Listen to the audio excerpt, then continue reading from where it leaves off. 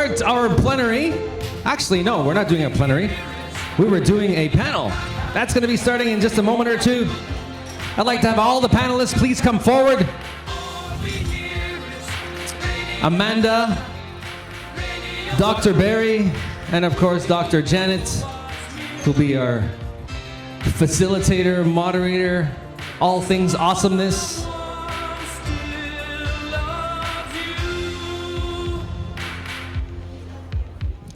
I want to say Wache one more time. Wache Misway.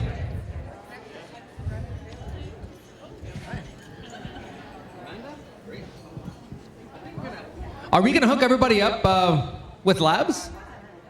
Okay, we're going to. Thank you.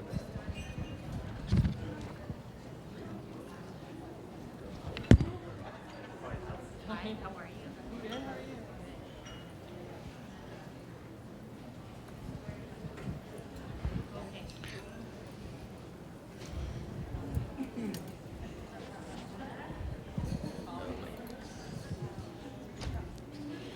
Vicky is still in a lead with 14 big ones.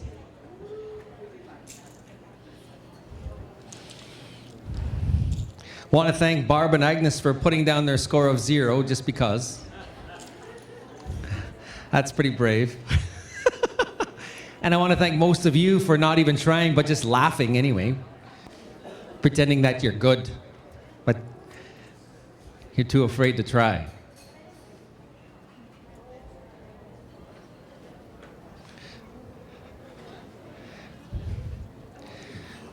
I don't know about you guys, but I think this is the best conference you've ever had. Yeah, right on. And this is the only one I've ever been to. So, I think it's the best one you've ever had. And not because of me. Well, maybe. You get three warm-ups, and then 5 chances, and my girl over here is gonna laugh the entire time at you. So I get 3 chances? Yeah. Looking for Dr. Barry's. Dr. Barry kicking around? Dr. B. Oh my. We're all cousins in the room, so people laugh at you. It's respect. So yeah, so swing it, eh? Like swing it up high and just a little. There we go. Okay, so that's your warm up. And now 5 now. 5 now. Here we go. How many tries did you have?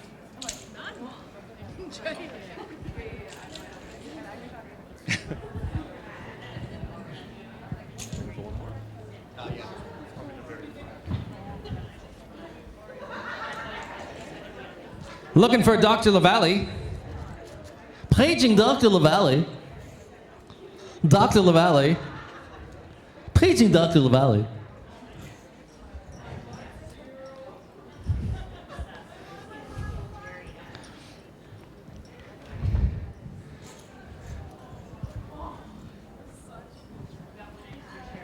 Okay, so it appears that Dr. Lavallee is not here. Okay. So what we'll do is, don't feel like you need. Yeah, a bit more. Yeah, we can maybe it should be a bit early. Yeah, and then. Dr. Lavallee, please come to the office, please, Dr. Lavallee. Dr. Lavallee. He thinks he's on a 1? What's that mean? 1, 2, 3, 4, 5, 6. Actually, we'll do this. 6. So send Dr. Lavallee that text. We were just going to get started anyway. All right, just because I'm in charge, and that's the way I like to do things. With all due respect, that we're going to get started right now. We have our panel, Patient Right to Care, and we're so pleased to have a facilitator and moderator for this event. So that is absolutely wonderful. I'd like to welcome from the director at St. Michael's Hospital. Let's have a warm welcome for Dr. Janet Smylie. Take it away.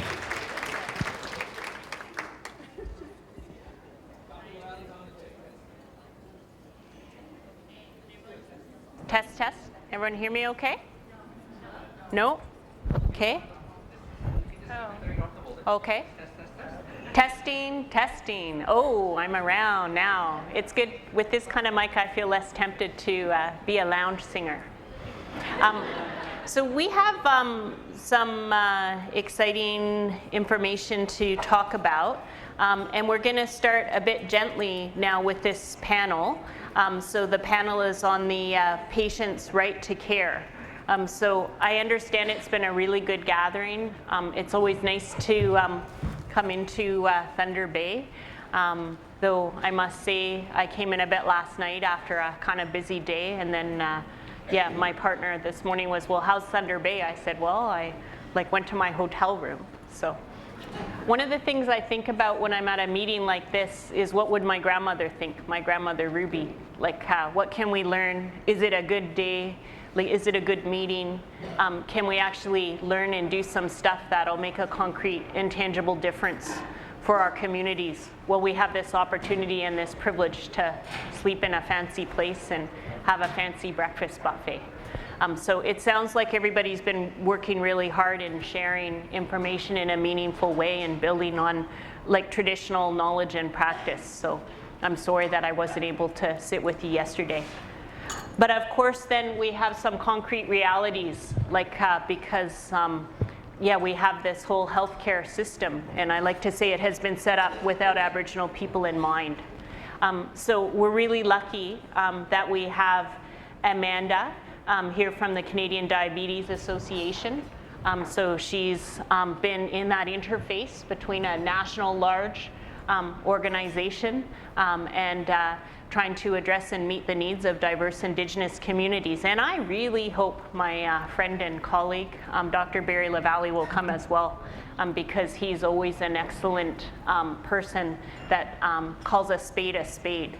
And we'll ease into, before lunch, a little discussion then about not only how do we look at patient right to care and ensure that this right is respected, both within Indigenous specific and mainstream health services, but also we'll ease into that terrible R word, the racism, right before lunch. And hopefully I won't give anybody any indigestion. So I just want to say a couple words about Amanda, okay? So Amanda Thambirajah. Yeah, that's perfect. Okay. Well, it's probably not perfect, and it's important that we get it, but hopefully you'll correct me. How would you say Thambirajah? Thambirajah. Okay. Okay, good. And she's the Director of Government Relations and Advocacy for Ontario at the Canadian Diabetes Association. So she brings a decade of experience in the BC civil service, Ontario politics, and private sector, and she advocates for timely and equitable access to support and services for people with diabetes, including Indigenous people. So I'm going to turn it over to her. Thank you. I appreciate being invited to the conference here today. Can people hear me? You're all good? Okay. Well, thank you to everyone, including the conference organizers, for inviting me here today to speak to the issue of patient right to care. I will make a slight disclaimer. As a government relations person, I'm more of a jack of all trades as opposed to a researcher or a medical specialist. So I'll do my best to answer questions at the end of the presentation. And if I can't, I'll take them back with me and get back to you. So I want to speak more about the work that I do in advocacy and government relations and how it relates to patient right to care. For me, patient right to care means equitable access to high quality diabetes services and supports, regardless of what community you come from, your background, income, etc. Given the many barriers that communities who are at high risk of diabetes face, including Aboriginal peoples, this is an extremely important point. So the topics I'll cover today include our Diabetes Charter for Canada, how this relates to our clinical practice guidelines, which in turn informs our policy recommendations, and in turn, which is what we use to advocate for patients.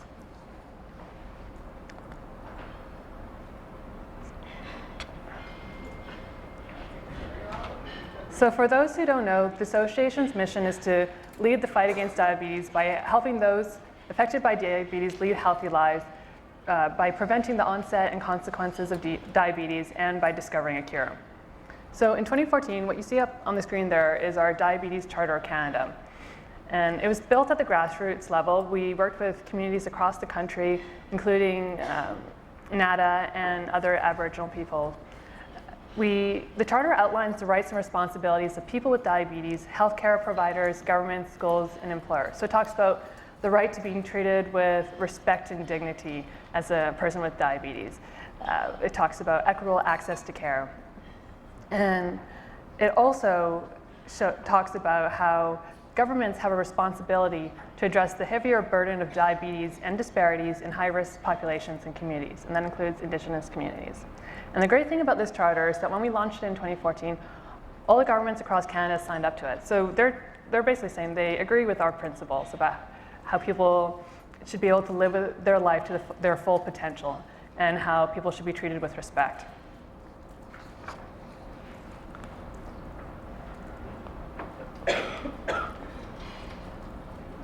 So all of us know that diabetes is a growing epidemic. There are 11 million Canadians with diabetes and prediabetes, and every hour of every day, 20 Canadians are diagnosed. We know that in Indigenous population, with Indigenous peoples, the rate of diabetes is 3 to 5 times higher than non-Indigenous people. And unfortunately, this number is only set to grow unless we do something about it. So some populations, as I said, bear a disproportionately heavier burden of diabetes. So including Aboriginal peoples, it also includes Asian, South Asian, African, and Hispanic. And in addition to the far higher prevalence of diabetes and diagnoses at younger ages, Aboriginal communities face multiple barriers and to effectively prevent and manage diabetes. So as we know, this can be food insecurity, lack of proper infrastructure, a wide range of poor social determinants of health, such as income, education, and working conditions. And all of this needs to be addressed in order to stem the epidemic. So the reason why I added this slide on the economic impact is because when you're talking to the government, it's important to tell both the personal story, but also what it comes down to in terms of the dollar figure, because most governments across the country are trying to balance their budget. And unfortunately, that means that there's competing interests for healthcare dollars. But what we can show here very clearly is that if we don't do something about the rise in diabetes prevalence rates, we're going to end up spending possibly $4.6 billion, or there will be the economic impact of $4.6 billion by 2025. These are direct costs. So these numbers also do not include the indirect costs of, say, economic loss, when people can't work and contribute to the economy, things outside of the healthcare system.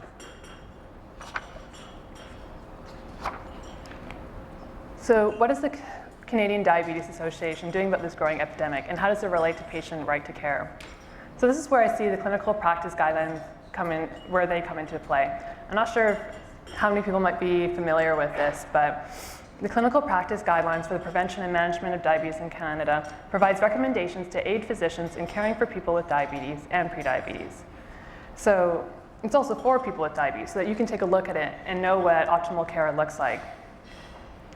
We continually revise these guidelines, and we disseminate them, implement them, and evaluate them depending on the changes in best practices. So the guidelines also have specific chapters dedicated to type 2 diabetes and Aboriginal peoples. In addition, there are chapters for organization of care, amputation, prevention, and nutrition therapy. So a critical component of optimizing care is individualization of care, which is especially important for Aboriginal communities. So I won't go into all of the recommendations, but one of the main points is that cookie cutter solutions don't work. We know that people need to have access to essential supports such as healthy food, self-management, education, medication, and supplies, but communities need to have their own say too in terms of how these supports are delivered locally. So for Aboriginal peoples, the guidelines recognize and advocate for community-based and culturally appropriate prevention strategies. Otherwise, we won't be able to reduce our health disparities. We know that diabetes care should be proactive, and they have to be organized around the person living with diabetes. And ideally, that person would be supported by an interprofessional team. These are the sort of things we need to close the care gap between Aboriginal and non-Aboriginal people.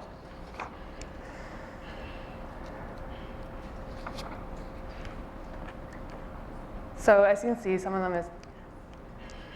the recommendations include tailoring interventions to local cultural and geographic realities, screening for diabetes, and in our Aboriginal chapter, we recommend that children are actually screened for modifiable risk factors early on. I encourage you to actually go on to our website, guidelines.diabetes.ca, for the full recommendations. So our clinical practice guidelines aren't just for healthcare practitioners, as I said. We also have patient tools so that people can advocate for themselves. And we also use the guidelines to help inform some of our recommendations that we bring to the government to implement. So last year, we released the 2015 report on diabetes driving change. The report focused on a number of key issues, such as mental health, healthy eating, communities at high risk of diabetes, including Aboriginal peoples, and prevention, especially in regards to amputation prevention. So the recommendations I put up on this slide are meant to be part of the comprehensive framework of recommendations we have for foot care to prevent diabetic foot ulcers and to prevent amputations. So it's meant to ensure that there's access to support. So those might be government-related services and supports, making sure that healthcare practitioners provide regular screenings and checkups, and also for people with diabetes to ensure that they perform daily self-foot checks. So if you can tell in a way, we're trying to link stuff back into our diabetes charter, where there's responsibilities of various different sectors involved when it comes to providing high-quality diabetes care. So, of course, how do we make this a reality? So I think yesterday, some people were talking about how when you go to the government, you have to come with a solution. It's not enough to just say, hey, I have this problem, fix it. Nowadays, especially if you talk to government relations people, they say the gold standard is come to the government with a solution. And so there's, yes, the recommendations we made, but we also need to show evidence and research that the solutions that we're recommending actually will work. So the Canadian Diabetes Association, we came up with a report, an economic model about the cost of publicly funding offloading devices that help to relieve the pressure on a diabetic foot ulcer, and what sort of impact this would have in terms of government funding and government savings. So what we found actually was that right now, the government spends in Ontario, spends about $400 million a year treating diabetic foot ulcers. And in BC, it's about $120 million a year. But if you provide the right services and supports, you're going to cut down on the cost. It's something that we all know intuitively. If someone doesn't go to the hospital, that's some savings there. But actually, now we can put a figure to it. In Ontario, we could save up to $75 million a year if we provided public funding across the province, consistent funding for offloading devices. And in BC, the government could save up to $23 million a year compared to when no one's able to access offloading devices. But we also found some staggering figures. We know that on average, when a diabetic foot ulcer heals properly, a person only spends about 5 days in the hospital, ER, and clinics. But if their ulcer leads to an amputation, that person's spending 86 days on average in the hospital, ER, and clinics. That's 3 months. And so the costs that I talked about earlier, that's not including indirect costs, like what happens when that person can no longer work. Oops, just missed one. And so what else that our report showed is that there's one amputation every 4 hours in Ontario, and also noted yesterday, we know that the Northwest LHIN has about 3 times the number of amputations than, say, the Toronto Central LHIN. And in BC, we know there's more than 1 amputation per day. So obviously, there are going to be certain communities, especially with Indigenous people, that are being affected at a far greater rate by the lack of services to treat diabetic foot ulcers and to prevent amputations. So while we do have this evidence and this research, I have to tell you about this time when I went into Queen's Park during our lobby day, actually, and our reception. And when I hold lobby days or meetings with politicians, I try to bring advocates and volunteers with us to speak to the politicians, because that way they can talk about their own experiences. So I brought in Charlene Laverne, who's the lady here on this slide. And she's in her 60s, she's Métis, she's bilingual, she has a great sense of humor, and she's had type 2 diabetes for over 40 years. And it was a really great experience that she was willing to come and speak to us, because it's actually hard to find people with type 2 diabetes who are willing to speak up in a public sphere about their experiences, because there's just so much stigma surrounding having type 2 diabetes.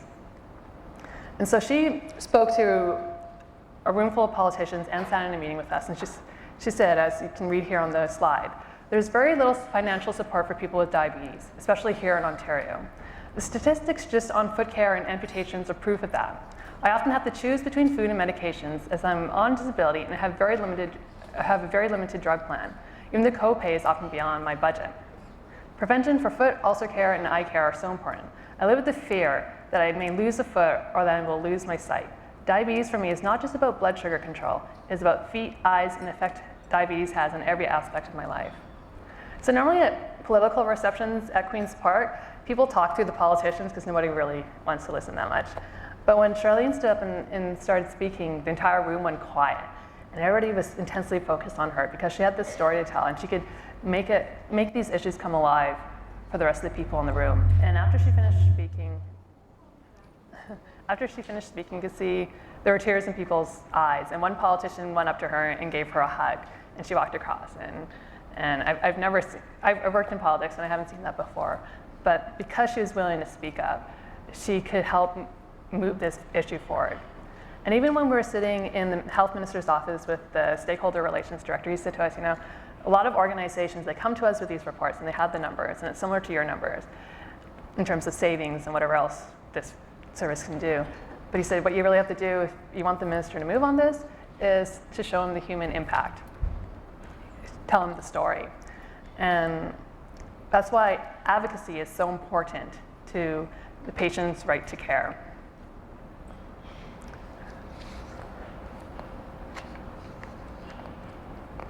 So usually I have a call to action at the end of my presentations. This is at our last Queen's Park Day with quite a few of our advocates.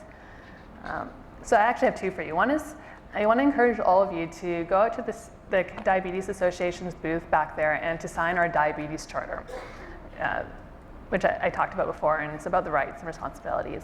That would be a huge help for all of us. And the other call is just to speak up and tell your story, and to contact your politicians, to speak up to your healthcare practitioners, whoever are the leaders in your community. I know I live in Toronto, and I know it's the center of the universe, and we have much better access to supports than other communities. But there is one thing I've noticed when I've worked in politics, is that there are a lot of really passionate politicians in rural and northern ridings, and I really hope you guys have one. And I know here in Thunder Bay, for example, Michael Gravel, he is the person who, after speaking to some constituents of his, became a huge champion of the insulin pumps. And Ontario is currently the only province that has coverage for insulin pumps for all ages.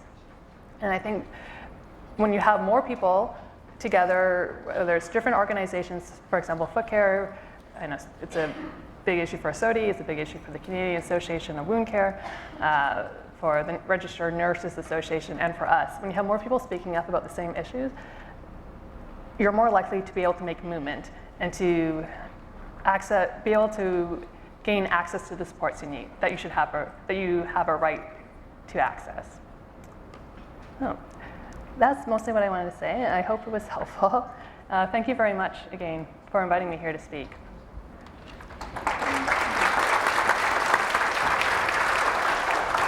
Thanks very much, Amanda. I wonder if anybody has any questions or comments for Amanda. She's given us a good model in terms of how you can use both numbers and stories to advocate, to get the policymakers, the politicians to address the funding issues. Yeah, got a good runner here. Hello, my name is James Elliott. I used to work with CDA, actually. I was a project manager for the Diabetes Charter. So first of all, thank you for the presentation, Amanda. I guess my question is, and it's more of a false question because I really just want you to say it. So, concretely, what can the people in this room do to help the Canadian Diabetes Association, but also help everyone here living with diabetes to get action from the Ontario government on diabetic foot care? Oh, there's two things. One, I'm going to ask you again to sign a diabetes charter. The second is, we've been talking about this a lot, and it's a hard one to get people to do, but we actually need people's stories. So a lot of people will have template letters.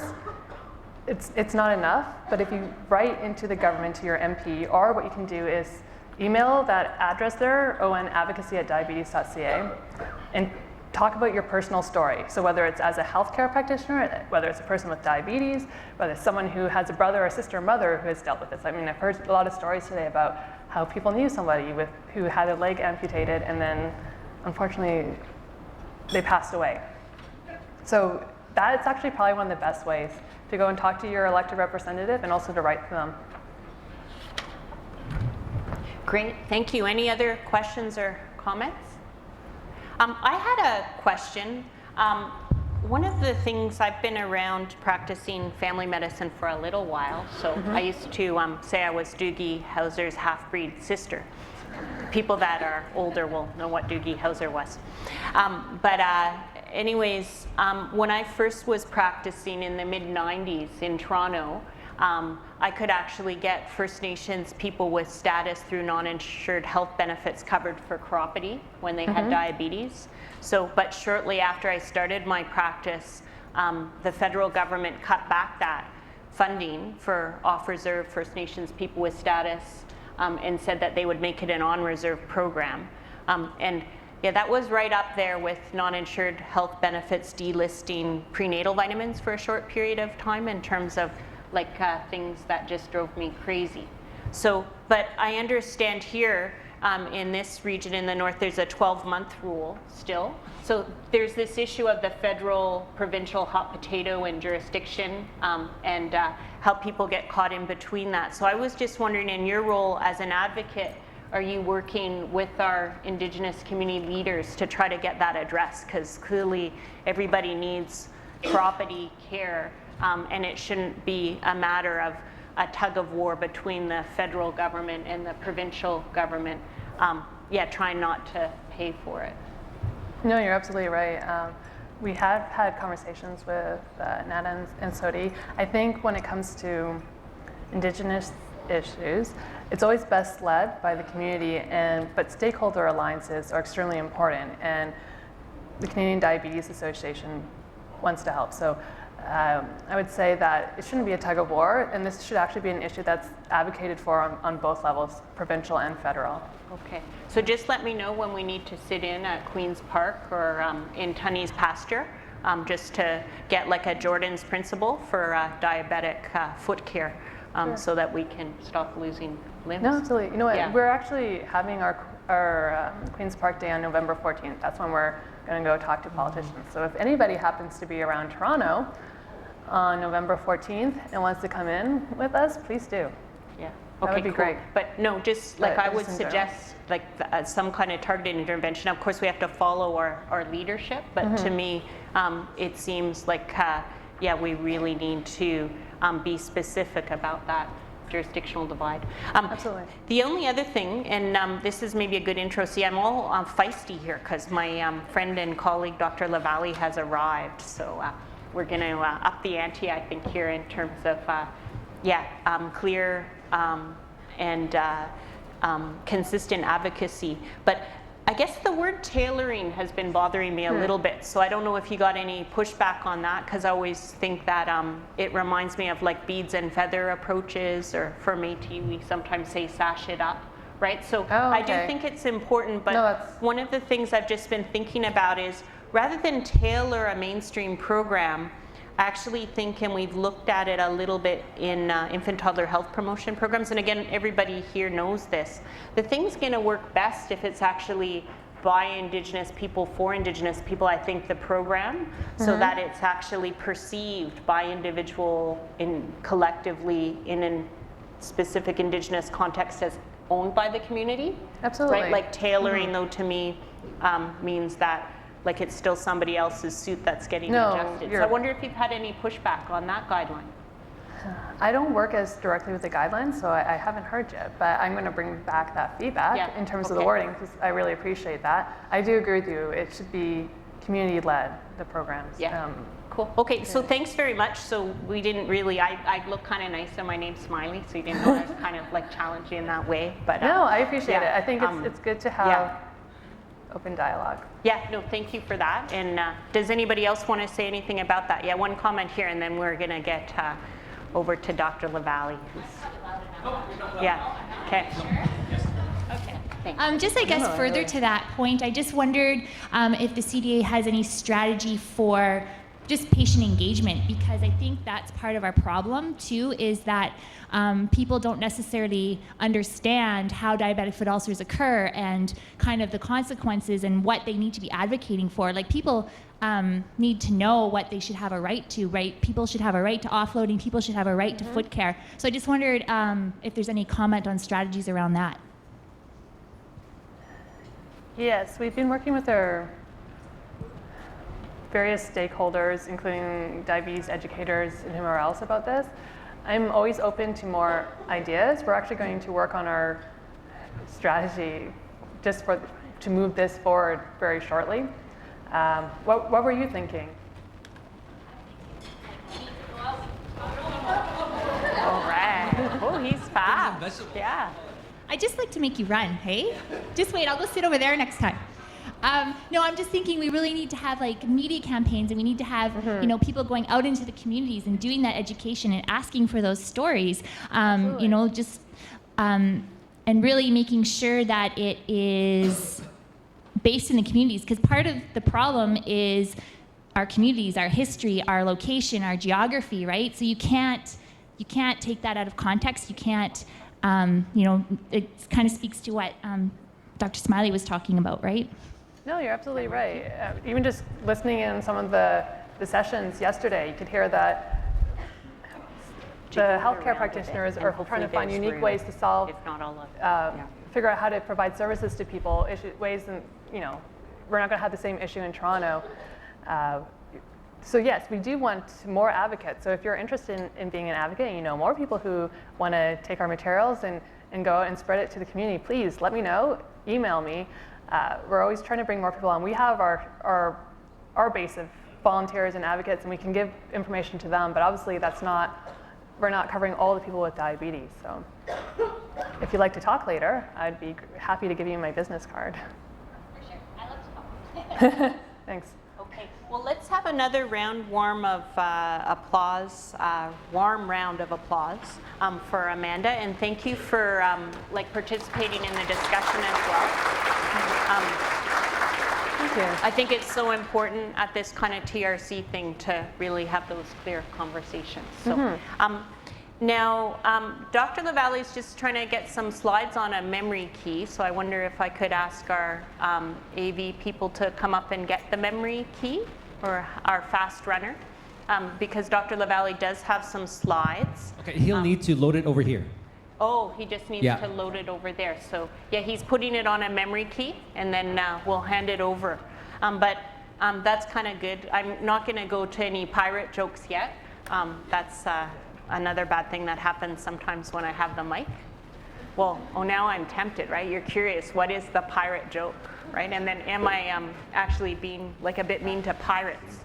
But yeah, who has kids under the age of 7? Okay, so what did the pirates say when they turned 80? I'm mighty. Okay, kids will like that, okay? Okay, but while Dr. Lavallee is working to get his slides on a memory stick, I just wanted to say what an honor it is to sit on a panel with him. I've known him for a long time, back to those baby Dr. Doogie Howser half-breed sister days. I can still remember some of my first meetings with Dr. Lavallee. I can remember an Indigenous Physicians Conference. It was called Native Physicians then, I think in Akwesasne, and I must have still been in my 20s. And there was another physician, and of course Dr. Lavallee has both First Nations and Métis community ties. So at that time we didn't have too many Métis docs wandering around, and I was like, wow, who's this cool guy with a strong voice? So he's been a mentor and a teacher and a groundbreaker, not only for me, but for dozens of other Indigenous students and physicians who have followed along in his wake. Yeah, he's challenged us, I think, to speak clearly and stand up tall. I also think he's worked tirelessly just serving our communities on the front lines. So right now, so his ties are to the territories in Saint Laurent, Duck Bay, and Lake Manitoba First Nations. And he's a member of the Bear Clan, not surprisingly from what I've said so far. He practices family medicine in Winnipeg, but he practiced for 17 years in Tasquewayak First Nations as a fly-in doc. Right now, he directs student support and curriculum development at the Centre of Aboriginal Health Education in the section of First Nations Métis and Inuit Health at the College of Medicine at the University of Manitoba. I love saying that stuff because it means we have our own places now in some of these medical schools. They didn't used to have that, right? He also serves as medical advisor to the Diabetes Integration Project. And like I've said, he speaks clearly about the continuing impact of racism, oppression, and colonization on the health and healing of Indigenous communities, and how this relates to chronic disease, and his scholarly and clinical work. He used an anti-racist and anti-colonial frame, and tries to look at an asset-based or non-deficit model of engagement. So Barry, we're talking about patient right to care, so I think you're a good person to continue this discussion. I don't quite see your slides up there, but maybe I'll turn it over to you because I know you can speak well with or without slides. So it's good to see you, and thanks for joining us. Can you hear me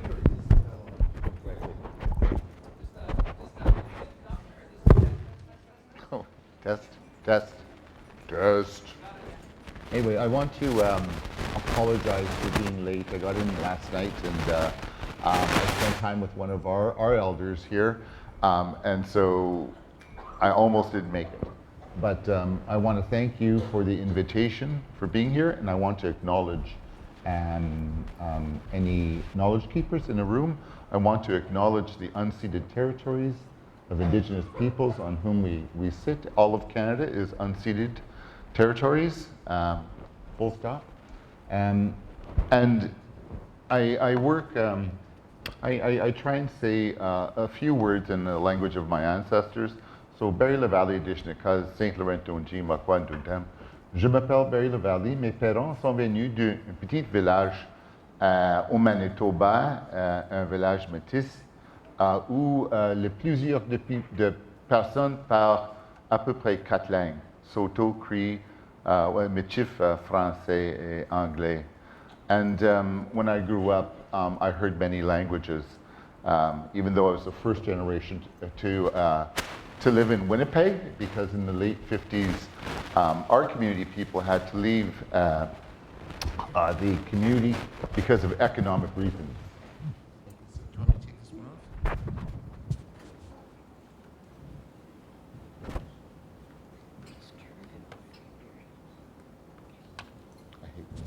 Can you hear me?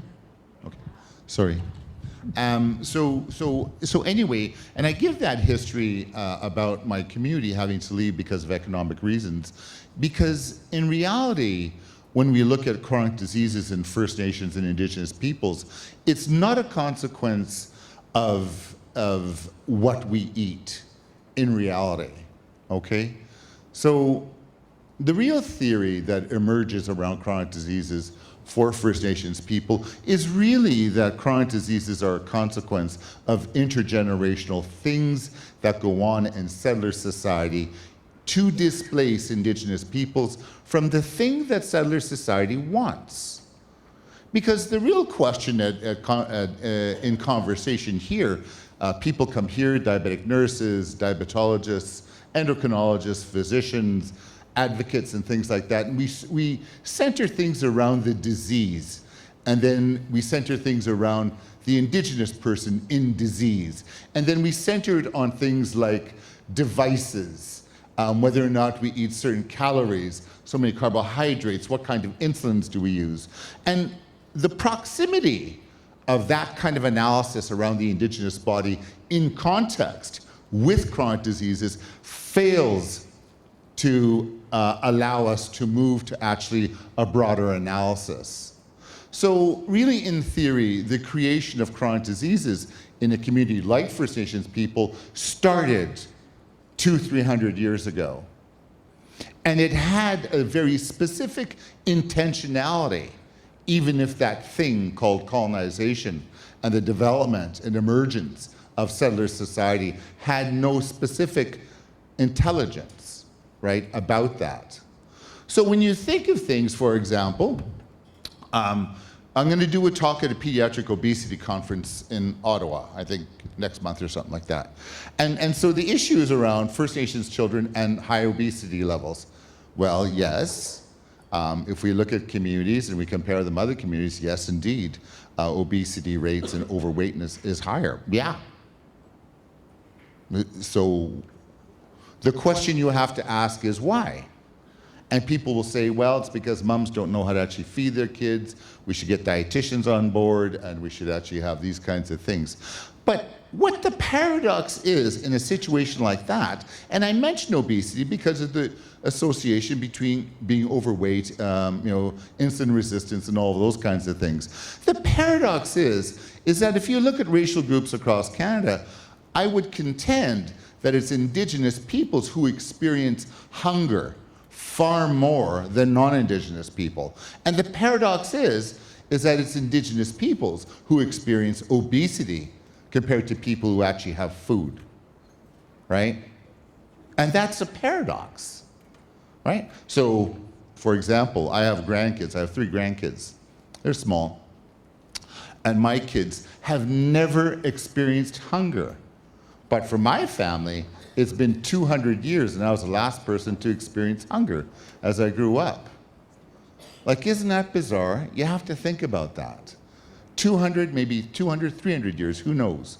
And the evidence we have from James Daschuk in one of his books around Western Manitoba is that socially constructed hunger campaigns by the state and the system were employed as mechanisms to ensure that Indigenous peoples, First Nations peoples, would go on to reserves in order to make room for the settlers from Europe, primarily at the time. And so the accountability is not just in the immediate moment. The accountability is around what is Canada today. You have to ask the question. So you have to ask the question, if diabetes, in fact, is killing Indigenous peoples or First Nations people disproportionately, it's taking their legs away. They're going on dialysis. There's blindness. There's all kinds of things happening. Higher rates of cancer. I mean, that's not part of my research. What is the intentionality of diabetes rates being high in First Nations communities? It has a purpose, and you have to ask that purpose. What is the purpose for First Nations people to be ill compared to other Canadians? What is it? What do we have that social murder of Indigenous peoples continues and in blindness?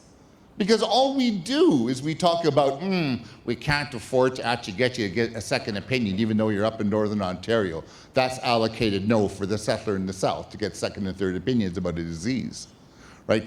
Everything goes to the economics. And I would argue, and no disrespect to my colleague over here, that the economics, the proving of the economic benefit of early prevention does not move the system.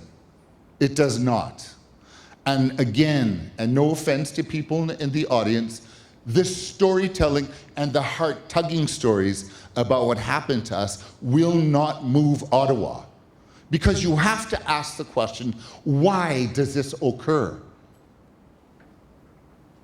And really why it occurs is it's because of the continual reacquisition of these unceded territories that is intimate. The land and the reacquisition of these lands by settler society is intimate to our pathology. And so we're recast as Indigenous peoples as pathologized bodies. You're obese. You have ulcers on your feet. You can't see. You go to dialysis 3 times a week. You died early from because of chronic kidney disease. It appears to reflect the colonial narrative of the dead and dying Indian.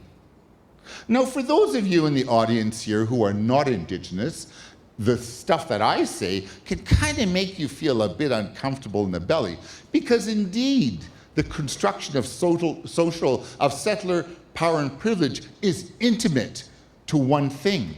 It's intimate to, and Shireen Razik, who was at University of Toronto until she moved to UCLA, in her papers says that 2 things must occur in order for Canada as a settler society to continue to exist. Number 1, the Indian must be seen to be dying. And our literature and our studies show that. And finally, the Indian must die. But those 2 particular factors are intimate to the reacquisition continually of the land and the exploitation of that land. Now, don't get me wrong, I'm not a greenie. I know very little about environmentalism, but I know that the relationship of this country to its land, the people who are in the way are the living Indians. So when I teach at the medical school where I'm at, I teach the students about critical thinking and understanding disease and understanding population health from that context. If you don't ask the right questions, you'll not find the answers, or at least some level of understanding. Now, you may be asking, for those of you who might be Indigenous or might not be Indigenous, so, okay, yeah, we know about the residential schools, we know about the 60 scoops, we know about the famine experiments on people who are living today. They're the ones who were experimented on after Second World War, where our country signed an obligation to never conduct human experiments. And you have to ask, why do these things occur? And one of the things Razik does in her papers when she examines the untimely deaths of Indigenous men in custody, mostly in Western Canada, is she says that the Indian can be killed but never murdered. And you ask the question, what is the difference between to be murdered, murder, and kill? We can kill cows, and we can kill pigs, we can kill moose, we can kill chickens, whatever it is. But you can also kill an Indian. Because in order to allocate murder onto the body of an Indigenous person, that Indigenous person must be fully recognized as human, with our own humanity that's equal to any other race or ethnicity in the world. And that is functionally where we have to go. So the government of Canada, and if Trudeau was right here, I'd argue with him. I have no qualms at all, okay? I would argue that indeed Canada permits the social murder of Indigenous peoples by ignoring the obvious. And the one thing that I ask my students to do is do not accept the obvious. Ask about the obvious. Because the missing and murdered women in Canada our Indigenous women who brought it to a political level where people said, oh, right, this is kind of wrong. But the previous government wanted to allocate each and every missing and murdered woman to a singular event that the police should take care of, rather than a sociological phenomena where our Indigenous women are not considered fully human, and therefore their death was not worthy of a state to say, this is not right. Now, what does that have to do with type 2 diabetes today? Type 2 diabetes is a marker illness that is colonially constructed. It's constructed in the fact that poverty as an independent risk factor for the health of a population is far more powerful than smoking. It's more powerful than a number of factors that we look at in medicine. It's poverty. And poverty is socially constructed. And poverty, therefore, can be socially deconstruct it. I'm going to say one more statement that some of you won't like. A few things they don't like. But anyway, recently the Trudeau government agreed to let in a group of people from the Middle East. Now, believe me, I have settler blood in me. I do. And someone on TV said, in order to allow 25,000 people into Canada, we need about $3.2, $3.3 billion in new and old resources in order to figure 4 things for people. Number 1, you will see a doctor. Number 2, you will have a school to educate your children. Number 3, you will have a job. And number 4, you will have a house. 4 things. And you ask the question, if we go into our communities, Métis and First Nations and Inuit, what percentage of people have those 4 things right now? I don't know what the stats are. What would the stats be? Those 4 things that are promised, they're confident that they can see a doctor. They're confident that they have a house that they can live in. And they're confident that I go to a job tomorrow, etc. It's not true. So ask the question, why is that so? Why is it that we continue to create a settler society in which the lands are used to provide for the settler? And believe me, I'm not anti-Syrian or anything like that, okay? But ask the question, and why is it that the same state that does that denies access to the same resources for First Nations and Métis? And in that argument, you will find the origin of type 2 diabetes. One of the things that I do, just a couple more minutes, is I do work in chronic kidney disease in First Nations people. I'm not a nephrologist, but I work with nephrologists in Winnipeg. We did a project called the Finish. It's a long acronym, but it's really examining, trying to do a triad of things in a population-based strategy. And that's number 1 is to locate, to screen, locate disease, and then it is to treat. So with the theory that we can, if we go early enough in a person's life and we find evidence of chronic kidney disease, and if we align treatment appropriately, we can reduce the levels of dialysis, which are really great for First Nations people in Manitoba. And in that particular project with chronic kidney disease, we in fact bypassed the primary care system in Manitoba, and we got people directly to nephrologists, and we delayed their delay in getting access to services. So, and it worked. And one thing that we realized is that when we engage with community in an appropriate level and way, we found that all communities really wanted help. And they obliged us to go into communities and to screen. And we realized as we moved along there that the stereotypes that are used about Indigenous people in health are just that, stereotypes. And stereotypes, again, are proxy to something that goes on in community. So I hope you didn't think that I'd come up here and tell you to use Lantus or rapid-acting insulin, which we do, but one of the things I'll tell you is that some of the work that we do with the Diabetes Integration Project, we use an anti-racist way to engage with First Nations people.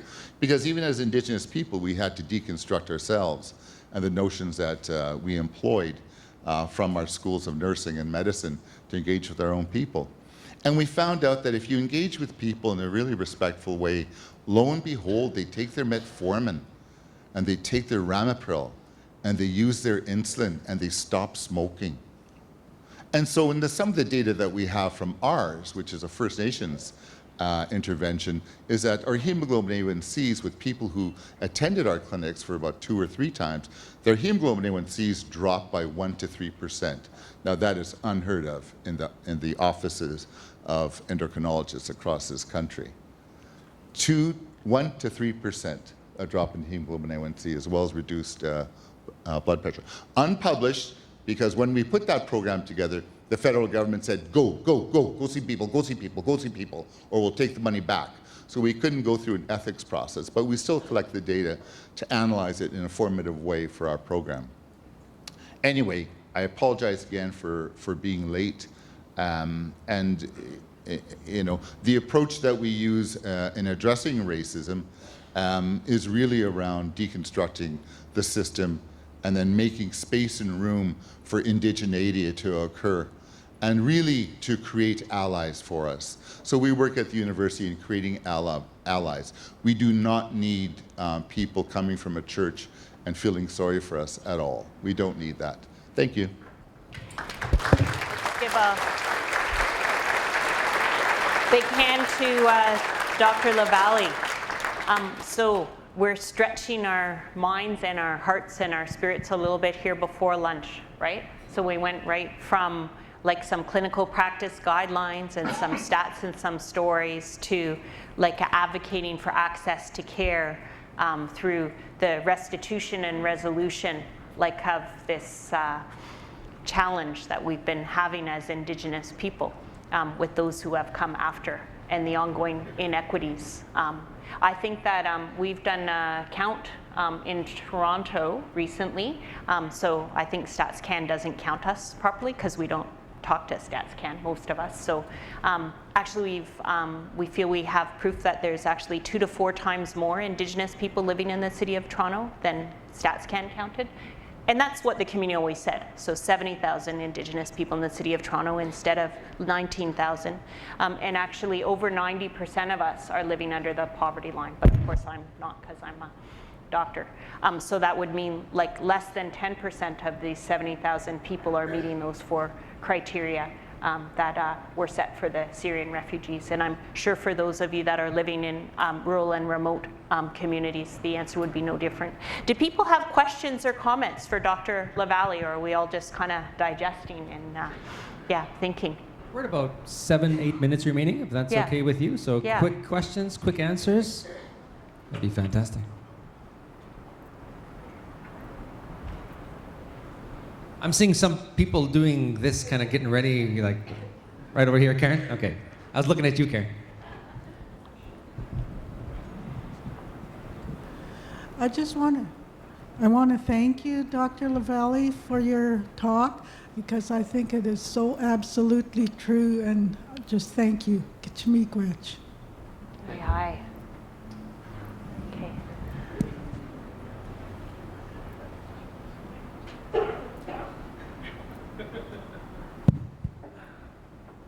Oh man, on the other side of the room. Check this out, guys. Wow. Yeah. Woo. You are, good run. Yeah, it is true where the children in remote community are hungry. I see that every day, and the battle of trying to teach them how to eat.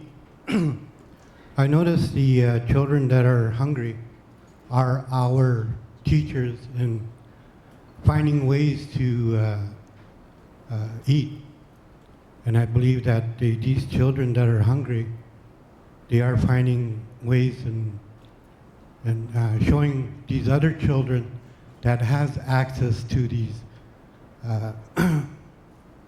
processed foods, I guess.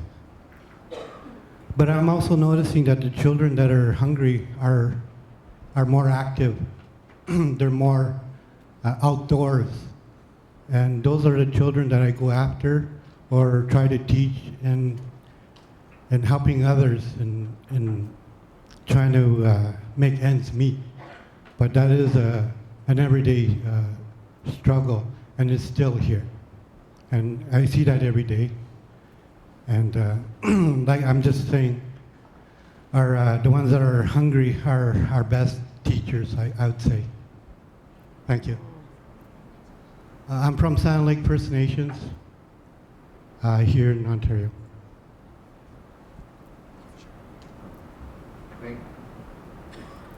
Is this on? Yeah. Can you hear me? I just thank you so much.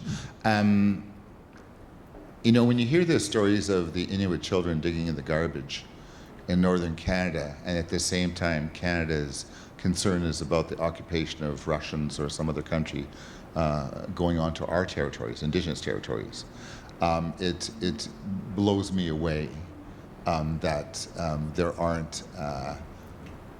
there isn't this great mobilization of new and old resources to ensure a smooth application of equity across this country. And that smooth application of equity might not help us in a generation, but I would theorize that it'd be 3 generations that our health outcomes would improve, because it would take us time. This government and this state has used hunger as a weapon in this war about the land for 4, 5, 6 generations, okay? And we have to understand that from our perspective, as Indigenous perspectives, that this is what it's about.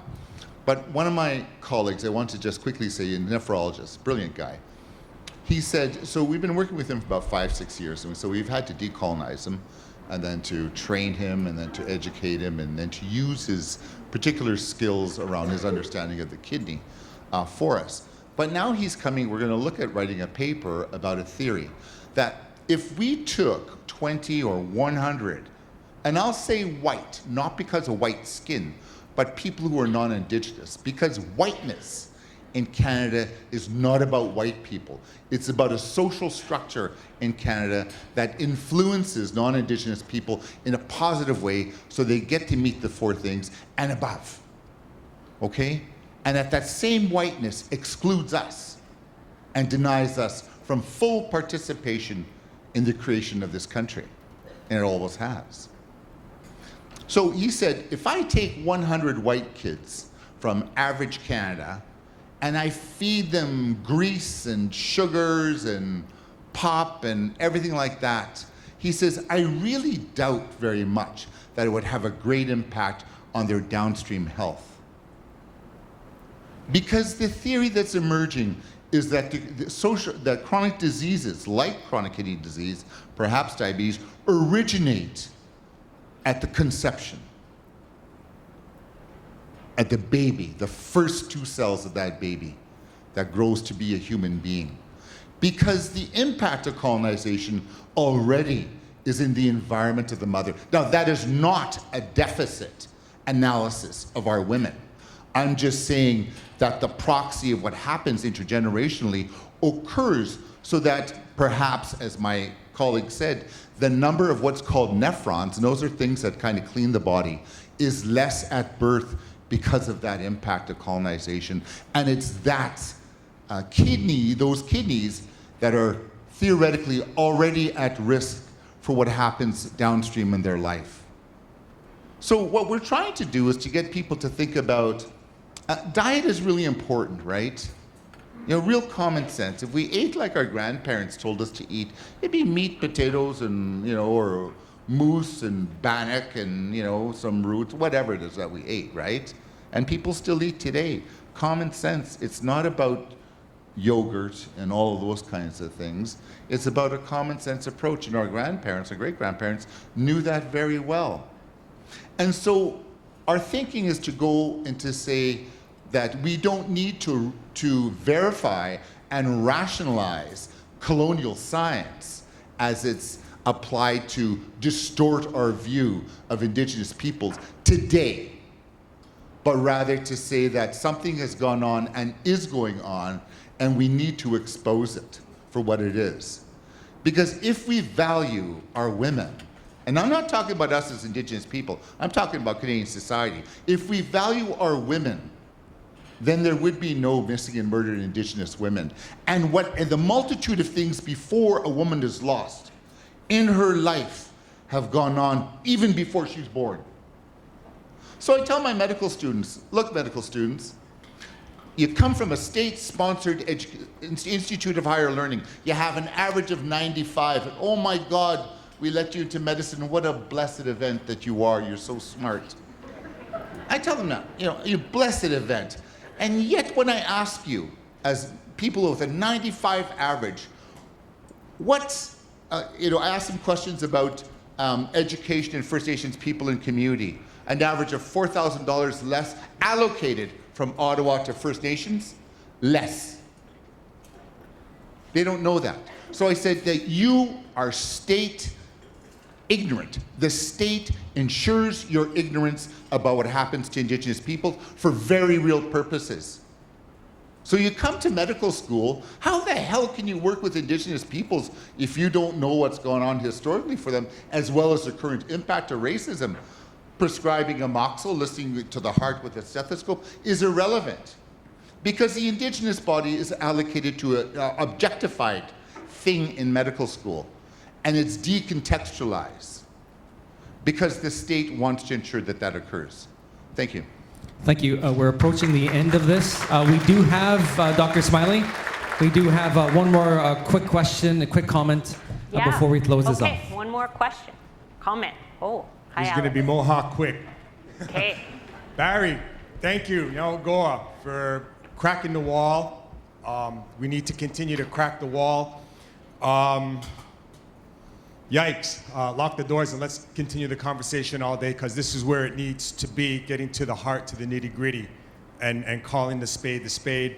That's the comment. What's the question? Your thoughts on, so what you shared is looking outwards with society, with the government, with the universities, with the non-Indigenous society, and what they need to learn, what we need to teach them, the realizations that need to happen. But sharing some thought and comment about going inside our homes and inside our communities, among our own people, to say that, how do we say that we have to get over it? We have to get over being oppressed. We have to get over our heads down and our hands out for looking for the shoulders that are bent, and not even, that caring, and with diabetes prevention, with medical, with health, with education, with economics across the board. We know that, we see that. And our original teachings in our nations tell us how we're supposed to act and how we're supposed to be. But for so many in our communities that seem so far removed. Just a couple of thoughts and comments on how do we start to close that and get our people awake to say that we're the only ones that's going to fix it for our grandchildren. Not Trudeau, not anyone else out there. It's only going to be us that will be able to do that. I apologize, Doctor, but quickly, thank you. Yes. I disagree, full stop. Okay? Because the evidence that I have is that Indigenous peoples are indeed doing action. It's all over this country, except it's kept quiet.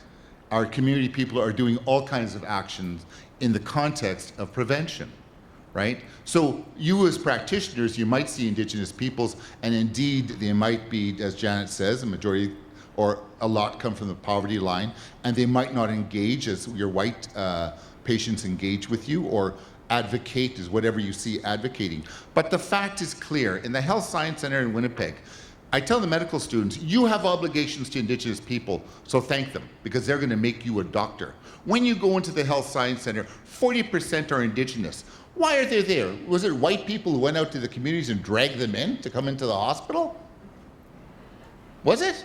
We drag Indians into the hospital, get over here? No, people are coming because they want help. They're asking for help all the time. I need to know what to do. I have pain. My sugar is high. Whatever it is. That, I would challenge you, is a stereotype. With the work that we did with our chronic kidney disease, we saw active communities. We saw ADI workers with limited resources taking on huge responsibilities to advocate for their people and to look at to gain access to healthcare systems. We have to change our mindset. We're fully human, I'm going to tell you that right now. Okay, we're fully human. And by being fully human, please treat us as humans, not in stereotype. And that's not completely for you, that's a challenge. Don't treat us in stereotype, please. We're very active, we can articulate things, we speak many languages, we're very intelligent people, just like everybody else. Okay. Thank you very much. Barry and Amanda, we have some small gifts for you, and these are conversations that could go on for a long time, but some of us will lock the doors for Barry and Alex and others, and then some of us will go to lunch, and when we eat that lunch, we'll think about those hungry children and hope that we can do something for them at the same time. So Dr. Lavallee, Barry, thank you very much. It's always a pleasure.